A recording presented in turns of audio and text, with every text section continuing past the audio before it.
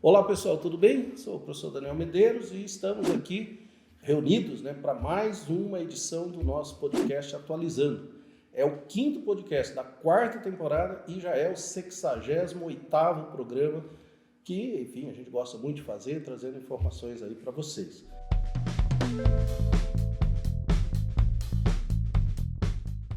Hoje o assunto é o seguinte, nós vamos falar sobre insulina. Por isso, estão aqui comigo o professor Pedro, de Biologia, o professor Nadim e o professor Renato, que são professores de Química. O professor Renato é o sócio fundador aqui do Grupo Positivo, diretor do curso Positivo, mas foi professor de Química há muitos anos, né, professor? Perfeito.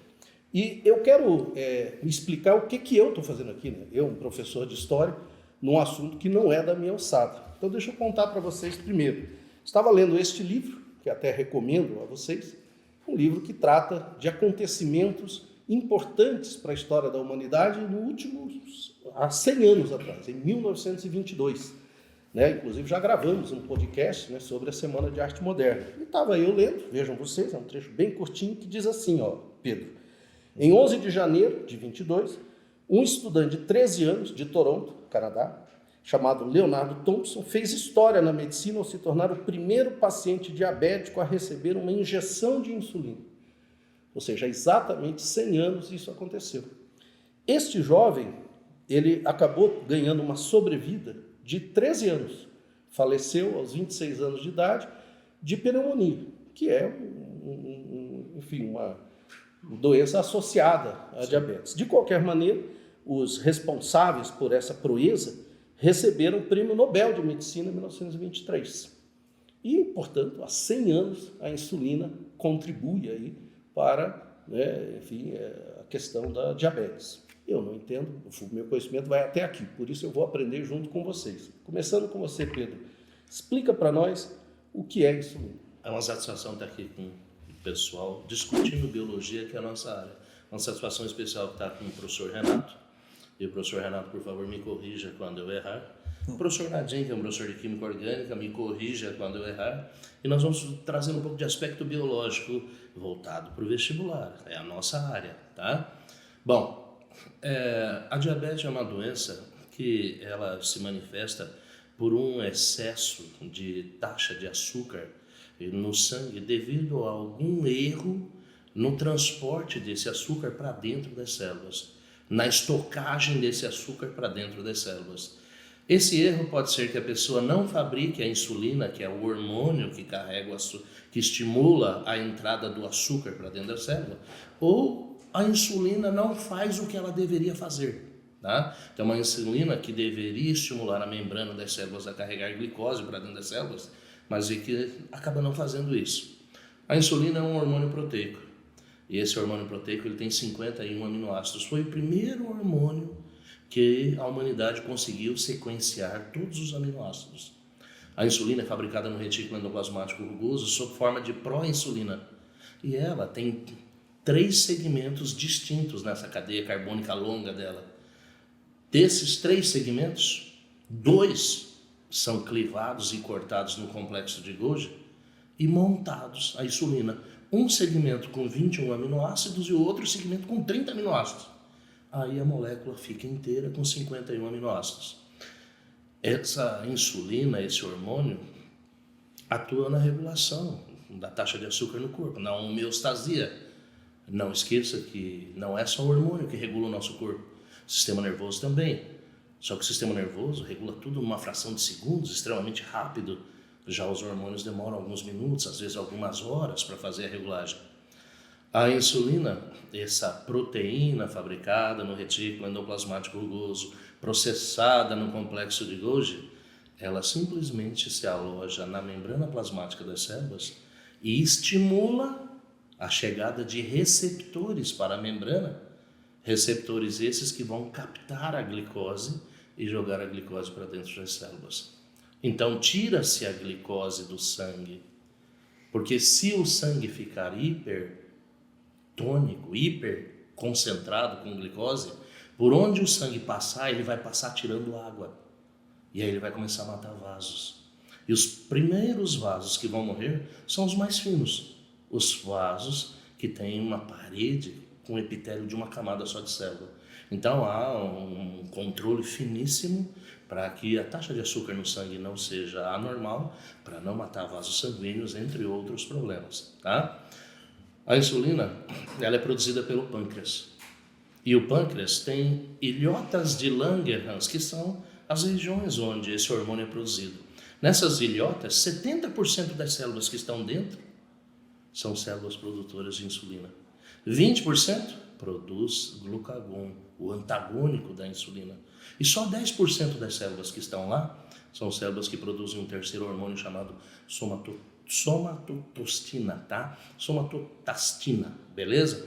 Então, a maior produção de hormônio no pâncreas é de insulina. A insulina faz qualquer negócio para tirar o açúcar do sangue. Uma das funções da insulina é tirar o açúcar do sangue e armazenar dentro do fígado sob forma de glicogênio. Esse glicogênio no fígado é que nos mantém trabalhando, estudando. Mas ela também tira o açúcar do sangue e deposita na musculatura. E lá na musculatura deposita sob forma de glicogênio também, que é o glicogênio que sustenta a musculatura nos exercícios físicos. Mas a insulina ainda faz mais coisa. Ela converte açúcar em ácido graxo, em glicerol, e ela faz a lipogênese, ou seja, ela estimula a produção de tecido gorduroso no corpo. Então a insulina é um hormônio que faz qualquer negócio para regular, para tirar o excesso de açúcar do sangue e armazenar dentro das células do fígado, dos músculos, do tecido adiposo. Essas são as 3 principais funções. A insulina não tem só essas funções, mas são essas que são requeridas no vestibular e a gente tem que prestar atenção. Caramba, imagina quanta coisa. Agora, a insulina, Nadim, está relacionada, né, com a diabetes. Né? E há 2 tipos de diabetes. Diabetes do tipo 1 e diabetes do tipo 2. O que eu pedi que você viesse aqui, lógico, você como professor de química, mas para prestar o seu depoimento, né? Porque o seu filho, Gabriel, tem a diabetes do tipo 1. Conta um pouco para nós o que é essa experiência, Nadim. Bom, primeiro, obrigado por ter me convidado para vir aqui, né? O convite teu, prontamente a gente atende, Daniel. E ainda com o professor Renato, o Pedrão aí falando da biologia, não tem absolutamente nada para corrigir. E hoje até conversei com o Daniel sobre isso, a gente veio aqui com a finalidade de dar esse depoimento do que eu vi acontecer, né? Então, em 2019, o meu filho Gabriel, com 2 anos e meio, em 2 anos e meio, as crianças, elas são, de maneira geral, eu imagino, eu não tenho tantos filhos assim para saber, mas imagino que são boazinhos, né? Ele começou a apresentar um quadro de anormalidade com relação a como ele se comportava antes desse episódio. Ele começou a se irritar mais facilmente, começou a chorar por um motivo qualquer, né? Começou a acordar na noite chorando, do nada ele acordava chorando, começou a beber muita água, excessivamente. Daniel bebia água, ele bebia assim antes de dormir 1 litro de água, né? E às vezes pedia mais. E claro que isso fazia com que ele fizesse xixi na cama, toda noite ele fazia xixi na cama, coisa que antes não acontecia, né? E minha formação em farmácia e bioquímica, e eu desconfiei. Na verdade, eu não queria acreditar nisso, mas eu tinha quase convicção que ele estava com diabetes, né? Falei para minha esposa na época, sugeri que ela levasse ele ao pediatra para requisição de um exame de diabetes, um exame de dosagem glicêmica lá, né? E claro que a resposta foi positiva. Ele estava com diabetes, né? Diabético. A diabetes deles é a diabetes tipo 1. A diabetes tipo 1 é uma doença autoimune, né? E depois, conversando bastante com a médica dele, ela me explicou uma série de outras coisas também, né? Ele, por uma desordem inexplicada, a medicina não conhece exatamente quais são os fatores que ocasionam isso, é simplesmente uma desordem. O pâncreas faz lá uma leitura de que algo está anormal e deixa de produzir insulina. Então, parou de produzir completamente. Ele não produzia mais insulina. Então, ele estava diabético, diabetes tipo 1, sem cura, né, doença autoimune. E aí, eu levei ele ao pediatra, pedi o exame, a gente constatou estava com diabetes e antes de chegar ao médico endocrinologista recomendado pelo pediatra, isso foi uma sexta-feira de manhã, a consulta seria para segunda-feira, quando eu cheguei em casa, após terminar o período de aulas, e fui brincar com ele, ele estava falando comigo, brincando comigo e meio que apagou, assim, teve uma espécie de um apagão. Aí eu tomei a decisão de levá-lo imediatamente ao hospital. A minha esposa até achou que não, será que a gente faz isso, hospital, puxa vida e tal. E eu falei, não, vamos já levá-lo para o hospital. Então foi a coisa certa que a gente fez, né? Nós chegamos no hospital, ele estava em high lá, altíssimo nível de glicemia, ele estava muito alto, estava acima de 600, né? Chegou lá, já foi feito gasometria, retirada de sangue arterial, foi para a UTI, na mesma noite já foi para a UTI e começou um tratamento. Então, se eu tivesse esperado até segunda, na verdade, se eu esperar até sábado, ele provavelmente teria sequela, né? A médica me falou que ele teria ficado com alguma sequela. Infelizmente, não ficou com nada, graças a Deus não ficou com nada, e ficou em tratamento no hospital de alguns dias, foi para o quarto e tal. E hoje o Gabriel, ele é dependente de insulina, dependente o tempo todo de insulina. E a gente enfrenta ali alguma dificuldade, porque como ele manifestou esse diabetes, ele não tem idade, sabe? Não tem idade, ele tinha 2 anos e meio, é com quantos anos? Não tem idade, né? Não tem, pode ser mais velho, pode ser mais novo, né? Então não tem assim, um fator associado à idade, ou hereditariedade, né? Tipo 1 não tem. Né? E aí então a dificuldade que a gente enfrenta desde então é porque, veja, como ele é um menino de 2 anos, era de 2 anos e meio, foi crescendo, ele está com 5 agora, vai fazer 6 em agosto, né? Então, à medida que ele vai crescendo, as dosagens de insulina, elas vão mudando. Eu preciso cobrir lá toda a alimentação que ele vai fazer, a gente cobre com insulina, ele usa bomba de insulina, usa um Guardian, que é uma espécie de um sensor que se comunica com a bomba e nos informa como é que está a glicemia dele o tempo todo, o dia inteiro. Tá? Então a dificuldade que a gente tem hoje, ele vive super bem, uma criança normal, brinca, corre. Come qualquer coisa? Qualquer coisa. Claro que a gente procura fazer um controle para evitar que tenha que fazer lançamentos de insulina em grande quantidade. Então a gente controla, ele se alimenta de tudo, come o doce, ele é uma criança, ele pede o doce. A gente controla um pouco, sem que ele perceba que está sendo feito um controle, para não ter que fazer lançamentos de grandes quantidades de insulina. Mas tudo que ele vai comer, ele mesmo já faz lançamento, vou lançar aqui 20 gramas de carboidrato e tal, na bomba, e aí se alimenta. Então as dificuldades ficam por conta disso, pelo fato de ele estar crescendo, e aí a quantidade de insulina que a gente tem que fornecer tem que ser atualizada de tempos em tempos, a médica dele nos acompanha, e é ela quem determina isso, inclusive. E também pelo fato de que ele brinca muito, né? Uma criança nessa idade brinca muito, ele corre, ele joga bola, ele sobe, desce, pula, e isso também altera bastante os níveis de glicose lá, né? Então, às vezes, ele está com uma glicemia excelente e de repente ele está hipoglicêmico, porque brincou demais, e aí eu preciso dar um alimento para que ele volte a ter, né? Mas é uma dificuldade que a gente já aprendeu a lidar, né? Lida bem com isso, né? É uma montanha russa, né? Então sempre tem que estar sempre olhando se eu preciso dar insulina ou se eu preciso dar o alimento para fazer as compensações, né?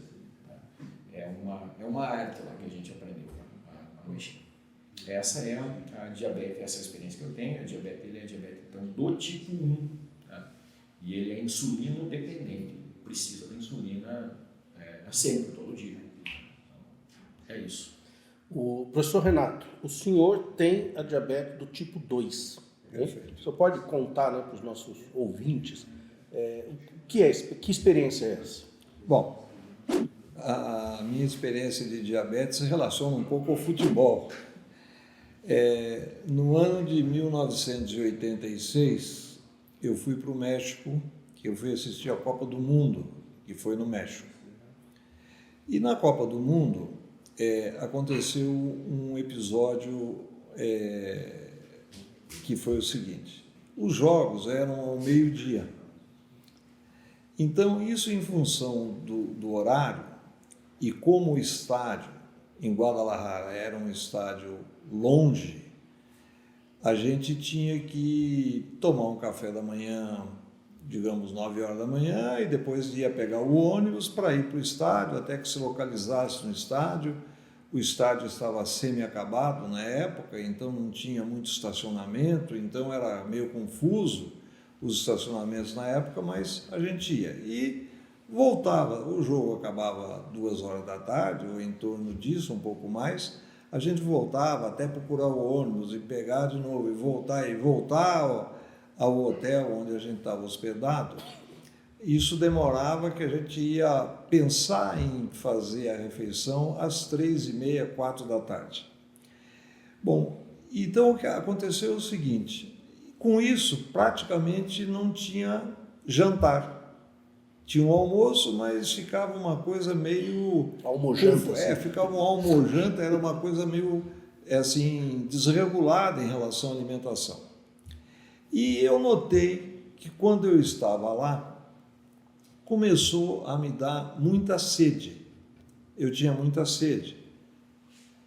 Então, como eu tinha muita sede, obviamente você toma muita água, muito refrigerante normal, digamos assim, e na realidade quando voltei da Copa do Mundo, eu voltei com aquela impressão de que eu estava com alguma coisa diferente no corpo. Então eu chegando aqui, imediatamente eu fiz uma dosagem de glicose, e eu me lembro na ocasião que a dosagem de glicose deu 270. E lá a pessoa do laboratório, que era nosso conhecido, aqui era professor, inclusive no curso, na época do laboratório, ele me disse o seguinte: olha, você precisa esperar mais uns 2 dias e fazer um novo exame, porque essa taxa é muito alta, não é normal. Essa medida, obviamente, foi em jejum. Aí eu demorei esses 2, 3 dias, fiz um novo exame, confirmou aquela mesma quantia lá do exame anterior. Então, em função disso, aí eu fui para uma consulta médica efetiva, daí já tinha os dados do laboratório, fui para a consulta e o médico chegou para mim e disse o seguinte: você é diabético, você não está diabético, você é diabético. Com essa quantia aqui, ninguém iria ficar durante muito tempo com esses valores. Muito bem. Falei, bom, e a partir daí o que eu tenho que fazer? Então, a partir desse momento, veja, isso fazem 36 anos, certo?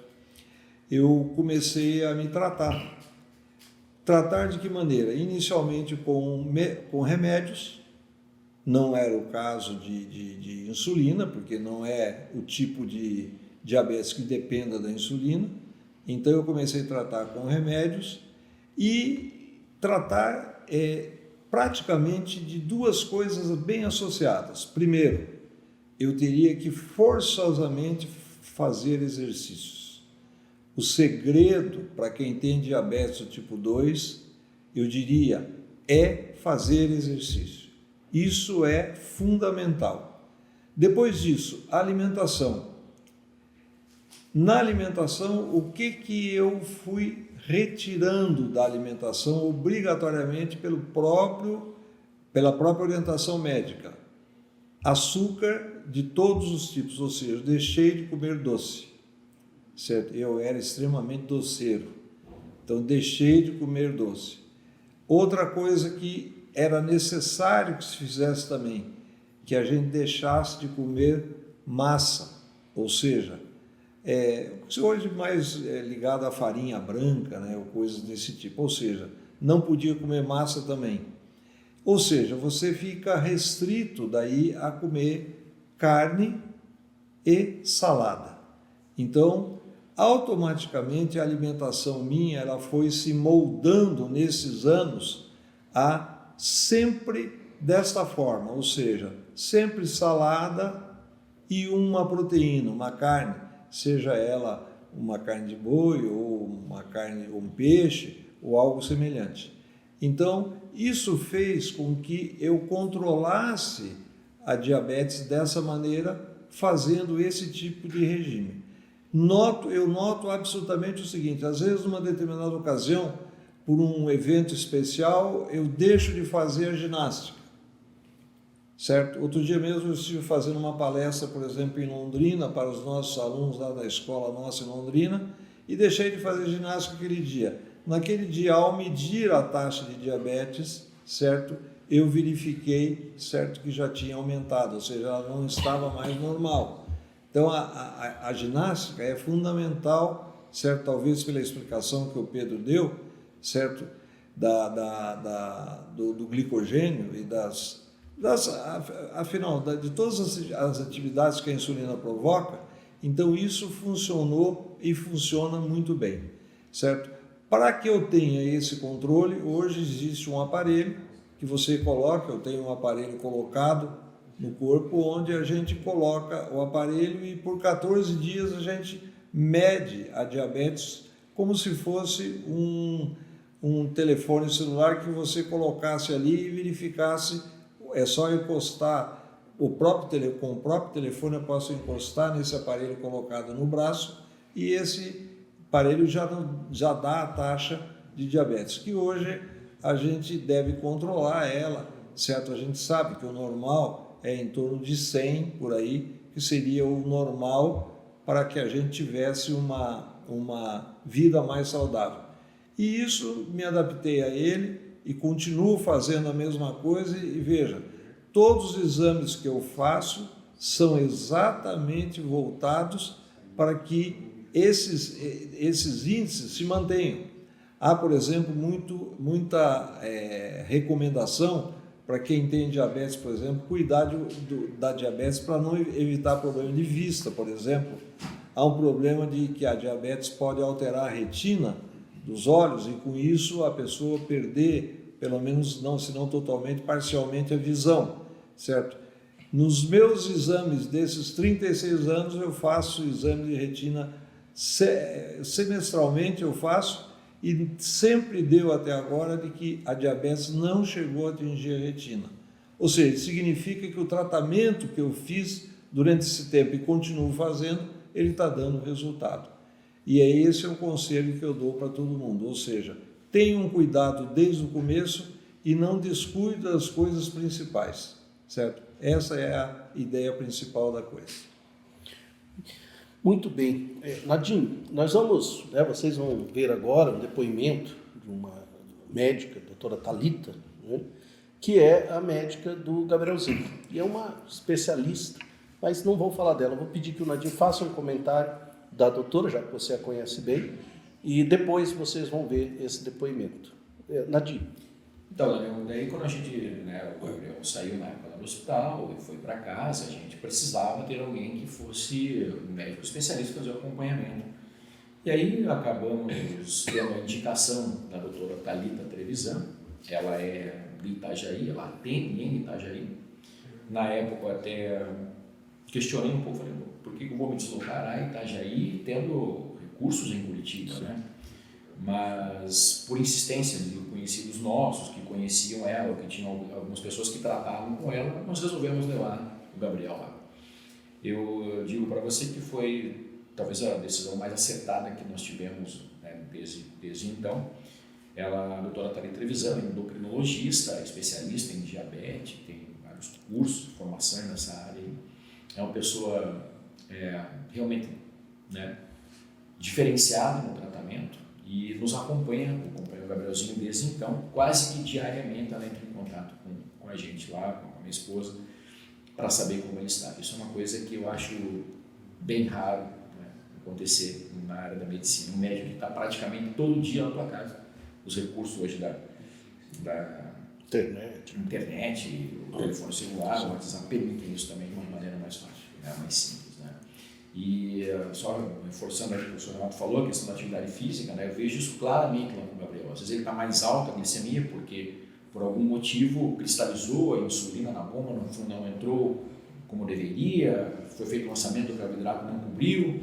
Eu levo ele para a quadra, eu jogo 20 minutos de bola com ele e eu tenho que dar alguma coisa para ele porque ele começa a ficar até hipoglicêmico. Então a atividade física ela ajuda muito. Reação rápida. Muito no controle glicêmico, né, glicemia dele. Tá? Mas a doutora Thalita, então, é quem nos acompanha. Eu vou lá para Itajaí toda vez que precisa fazer uma consulta com ela, né? E ela também nos atende dessa maneira aí. É a médica que vai. Então, eu vou pedir então que vocês ouçam com atenção, que ela traz não só alguns comentários, né, como a gente ouviu aqui, mas ela dá alguns conselhos muito interessantes. Então vamos ver aí o depoimento da doutora Thalita.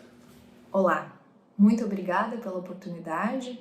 É uma alegria poder dividir um pouco de um diagnóstico que é tão comum a cada um de nós. Meu nome é Thalita Trevisan, eu sou médica endocrinologista e trabalho com diabetes. Isso mesmo. Se você não tem diabetes, eu tenho certeza que você conhece alguém com esse diagnóstico. E eu tenho uma segunda certeza, que há uma grande chance de você associar o termo diabetes a doenças dos olhos, nos rins, no coração, nos nervos, na circulação. Pois então, a boa notícia é que essa associação, hoje em dia, pode não ser verdadeira. É possível sim ter uma vida longa, feliz e saudável com o diagnóstico de diabetes.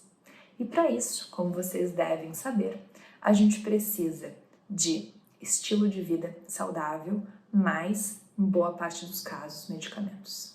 E quando eu falo de estilo de vida saudável, que eu acho que é o que mais interessa aqui para nossa breve discussão, a gente está falando de alimentação, fugindo ao máximo do excesso de açúcares, de gorduras, de atividade física. Na pandemia surgiu um estudo super curioso que falava que 5 minutos de movimentação dentro de casa já trazia um benefício um benefício em imunidade. Isso mesmo, 5 minutos. Então, eu sempre falo no consultório que poucas pessoas são privilegiadas de ter vontade de se exercitar. O restante precisa se esforçar, ter disciplina para isso.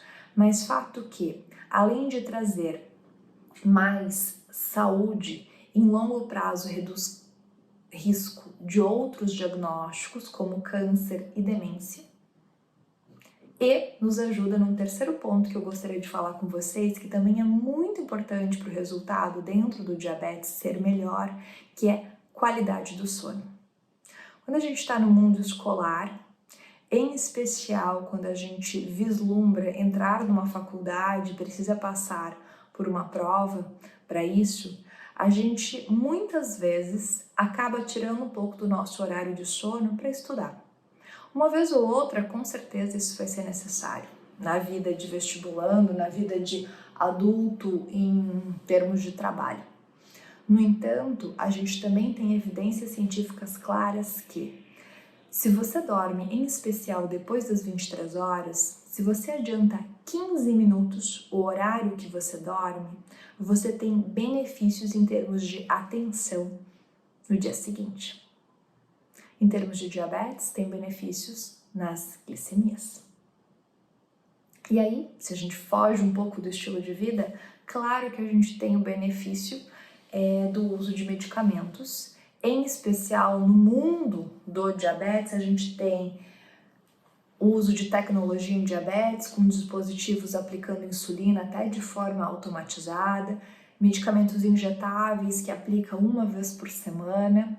E por que eu tô falando isso? Porque esse ano a gente completa, do ano passado para esse ano, os 100 anos da descoberta da insulina. E muitas pessoas que têm diabetes, elas conseguem ficar bem por conta da insulina. Então este é um segundo preconceito muito comum que as pessoas têm. Ah, porque usa insulina é que não tá legal. Porque usa insulina é porque o diabetes é mais forte ou mais grave. Não. Existem diabetes que desde o primeiro dia precisam dela. Ela é um hormônio que a gente pode ter falta e a gente está simplesmente repondo. Fácil? De jeito nenhum. Para fechar, é muita coisa para falar em curto intervalo de tempo. A mensagem que eu queria deixar é: nunca culpe alguém pelo diagnóstico do diabetes. Cuidado com o olhar negativo quando essa pessoa com diabetes, querida por você, pegou um doce. Ela é uma pessoa como você, mas fato que tanto ela, quanto eu, quanto nós, precisamos seguir em busca de uma vida mais saudável. É isso, fico à disposição para conversas mais adiante. Muito obrigada. Bom, então vocês viram aí o depoimento da doutora Thalita, e eu queria aqui, para encerrar o nosso podcast, né, bastante interessante, eu não sou da área, aprendi um monte aqui, saber aqui se algum, professor Pedro, tem algum comentário que você queira fazer? A título de curiosidade, o hormônio chama-se insulina. Por quê? Porque ele é produzido dentro do pâncreas, num local chamado ilhota de Langerhans. Langerhans é o sobrenome de um pesquisador. Ilhota é o diminutivo de ilha. Ilha, em latim, é ínsula. Daí o nome do hormônio. Hormônio produzido numa ínsula. Insulina. Ora, veja só, que coisa. Nadinho, algum comentário final? Tudo tranquilo? Acho que é isso aí. Que bom. Professor Renato, eu queria fazer uma pergunta. O senhor comentou aqui para nós, né, que o senhor se cuida e graças a isso, os seus cuidados, a diabetes não lhe afetou, né, e naquilo que poderia afetar. O senhor deu o exemplo da retina, por exemplo. Caso o senhor não se cuidasse, ou uma pessoa, né, com diabetes do tipo 2 não se cuide, que tipo de problema assim, pode ter? Eu acho que os problemas podem ser os mais variados possíveis, mas há uma tendência muito a influência sobre o funcionamento dos rins, certo? Isso acho que prejudica muito a pessoa, né? Sim. Tanto que sempre quando a gente faz os próprios exames de sangue, a gente faz os exames envolvendo também exame de sangue que envolva alguma coisa com o rim, problema de extremidades do corpo, que eventualmente as pessoas têm problema e às vezes precisam até amputar a perna, amputar o pé, coisas desse tipo, certo? A minha diabetes, ela é do tipo hereditária, né? Certo? É um tipo hereditário. Quem foi muito diabético foi o meu avô, certo? Meu avô, certo? Antes de falecer, ele teve que amputar um pé, uma perna, exatamente por um controle diabético, porque ele também não tinha muito controle. Isso também aconteceu há, digamos, 60 anos atrás, 70 anos atrás, onde a medicina também não tinha tantos conhecimentos como tem hoje, certo? Hoje ela é bem mais conhecida, os medicamentos são bastante eficientes também, mas de qualquer maneira os cuidados têm que ocorrer porque pode dar outras influências, inclusive influências cardíacas, certo? Ou problemas cerebrais, inclusive, tem muitas implicações possíveis que podem acontecer. Bom, enfim, você vê uma aula importante, não do ponto de vista biológico, do ponto de vista, enfim, médico, os testemunhos, né? Espero que vocês tenham gostado, eu gostei muito e agradeço a presença de vocês e vocês que nos ouvem. Esse foi o podcast, então, número 5 da 4ª temporada e até o próximo. Grande abraço, pessoal. Um abraço.